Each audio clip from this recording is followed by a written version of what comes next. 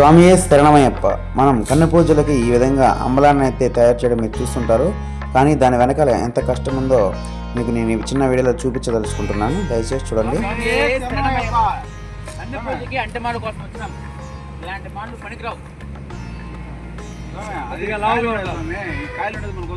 మనకి లావు మాటలు కావాలి, పొడి పెద్ద పెద్ద మాటలు కావాలి. కొంచెం అడ్డుపోయిన పెద్ద తోపులు మా సాములకి మా సబ్స్క్రైబర్ సాములకి ఏ మాటలు కావాలో చూపించండి. కన్ను పూజకి కొంచెం అడ్డుపోయినా ఉంటాయి మా సమయం. లావు మాటలు ఉండాలా, పెద్ద పెద్ద మాటలు ఉంటాయి. ఎందుకంటే మనం ఇది పడికెట్లు పడతాం కదా, దాని పెద్ద మాటలు ఉండాలి. అస్తమ చేయాలంటారా? అస్తాను కూడా మనకు వస్తుంది. ఎక్స్ట్రా నీకు ఎట్లా చూసి తీసుకుంటారా, నీకు నచ్చేట్టు ఉంటారా. కాయలు ఇట్లా కొట్టకూడదు, కాయలు ఇట్లా కొట్టకూడదు. అమ్మలానికి ఎటువంటి అనుకుంటారు కావాలో మాకు చూపిస్తాను. ఎదుకున్నారా మీరు కూడా. ఈ తోట అడ్రస్ వచ్చేసింది తిరుపతి దగ్గరలోని కరకంబాడి దగ్గర ఉంటుంది. ఈ తోట గల ఓనరు ఓన్లీ అరటి తోటలను పెద్ద పెద్ద తోటలుగా పెంచి వాటిని పెళ్ళిళ్ళకి, ఫంక్షన్లకి, ఇలా అంబలం పూజలకి అన్నిటికీ విక్రయిస్తూ ఉంటాడు. ఓన్లీ చెట్లు కాయలు కాయకుండా ఉండే చెట్లు మాత్రమే విక్రయిస్తాడు. మనము ఆ చెట్లని కావాల్సిన చెట్టు ఎంచుకొని తీసుకోవాల్సి ఉంటుంది. మేము ఒక ఆటో తీసుకువెళ్ళాము.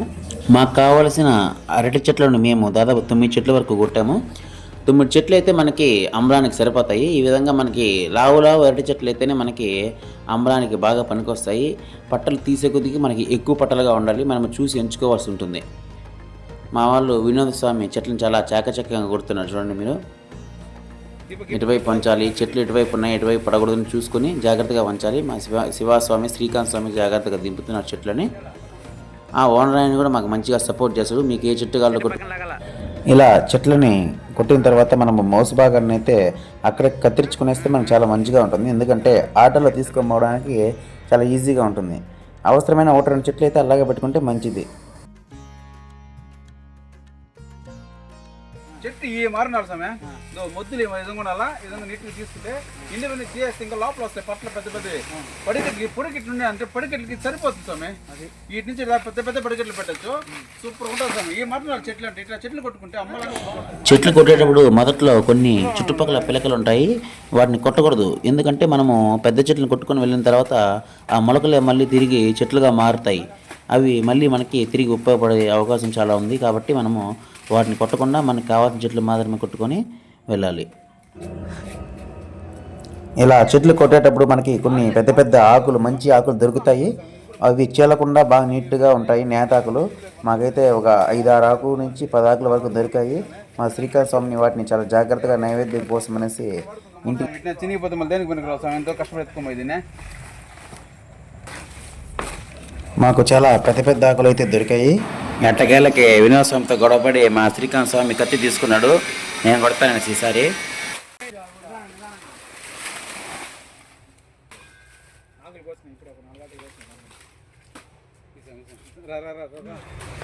స్వామి తమ్ముళ్ళారా, చూసారా? స్వచ్ఛమైన అంటాకు, ఇంకా ఇడగలేదు. ఇంత ప్యూరిటీ ఇంట్లో కానీ దేవుడు నైవేద్యం పెట్టాడంటే దాని మహత్యం అంతా మనకే వస్తుంది స్వామి. దేవుడు కూడా సంతోషిస్తాడు. చూడండి, ఇంకా ఎడగలేదు. బంగారు పళ్ళెల్లో పెట్టినా కూడా మనకు అంత అదృష్టం. చెట్లు ఇలాంటి మొక్కల్ని మీరు జాగ్రత్త చేసి పెట్టుకోండి స్వాములారా. మనం 9 మాటలు కొట్టున్నాము, మన పూజకు సరిపోతాయి.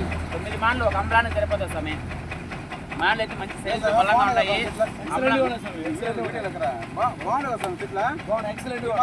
అంబలం అయితే చాలా బాగా వస్తుంది స్వామి.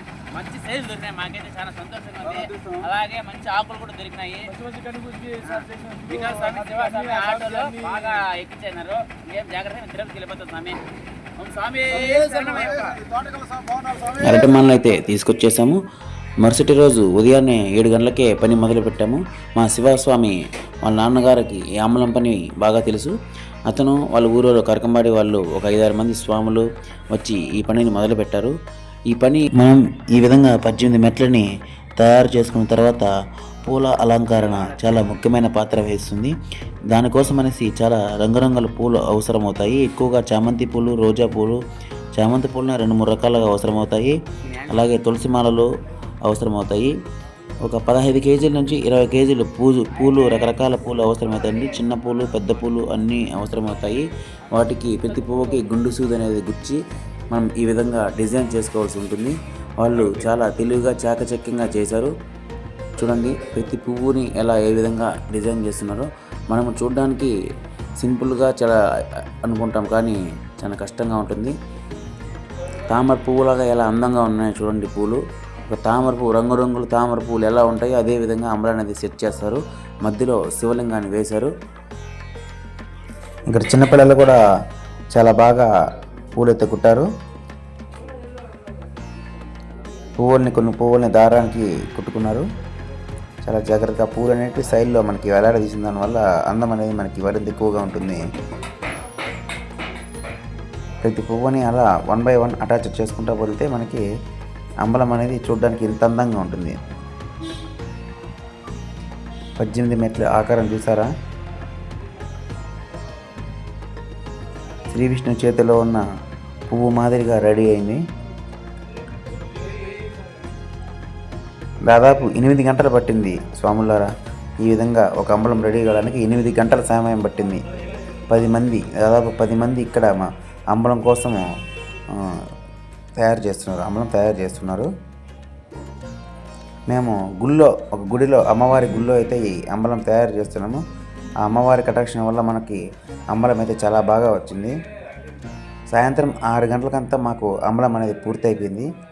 6 గంటల నుంచి మేము స్నానాలకు వెళ్ళేసి 7 గంటలకి పూజలు స్టార్ట్ చేసాము. వచ్చిన వారు దాదాపు 100 నుంచి 200 మంది స్వాములు, భక్తాదులు అందరూ వచ్చారు. చాలా చూడముచ్చటంగా అంబలం చూసి ఆనందించారు. ఆ పరమాత్ముడు అయ్యప్ప స్వామి వారు కూడా మా పూజల్ని ఎంతో ఆనందంగా తిలకించాడు.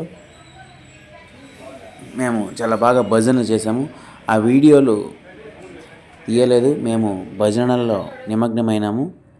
అందువల్ల వీడియోలో పెట్టలేకపోతున్నాం స్వాములారా. వీడియో నచ్చితే లైక్ చేయండి స్వాములారా.